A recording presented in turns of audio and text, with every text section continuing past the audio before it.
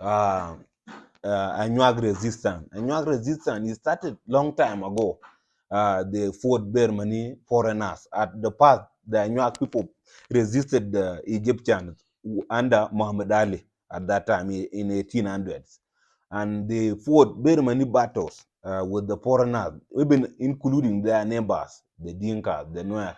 The Anyuak used to fight with them, defending their land several times from any force which want to invade their land. The Anyuak usually fight the foreigners. And the Anyuak people are pastoralist people. They keep cattle, they keep cows, they keep sheep, they keep goats. These are the lives because they are Nilotic people. They do the same economic activities the way the Nilotic people do it.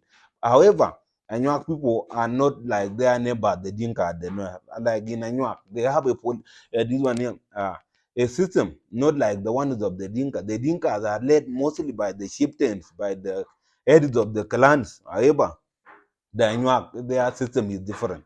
They are led by a king at that time. And at that time, when there was a resistance of the foreigners in Anyuak land, there was a king called King Akwe at that time.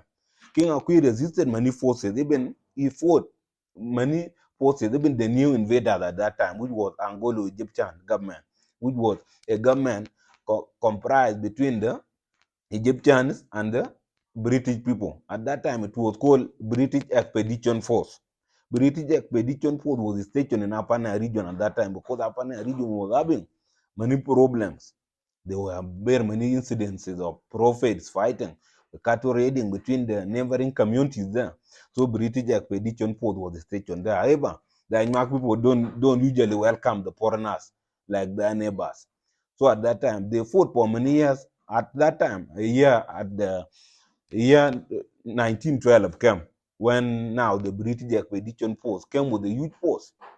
At that time, they confronted themselves with King Akwe. And that time, King Akwe was captured and beheaded, making the end of Anyuak rebellion at that time in 1912. That was the time when Anyuak kingdom was destroyed by the British expedition for the 1912.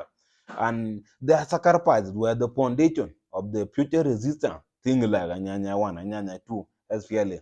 Because without the experience from our ancestors, from the people who were living in the past, because we usually learn their history in 1912 when they killed King Akwe. These were our past matters. They were very brave people. They used to fight with the traditional weapons. While the foreigners were having guns, they were having planes, war planes at that time. They were having artilleries. But these people could fight with the traditional weapons, spear and shield. These were the things they were using to fight, club. So our people were very brave. Our people of the past, they were very brave. They defended our land from foreigners for many years before we were born until we came into the modern time. So we should not always forget them. Sometimes they don't teach them the history of our people of Anyuak, how King Akwe died. They don't teach it and what killed him. So it was the British Expedition Force. We killed him in 1912 and making Anyuak kingdom weak until today.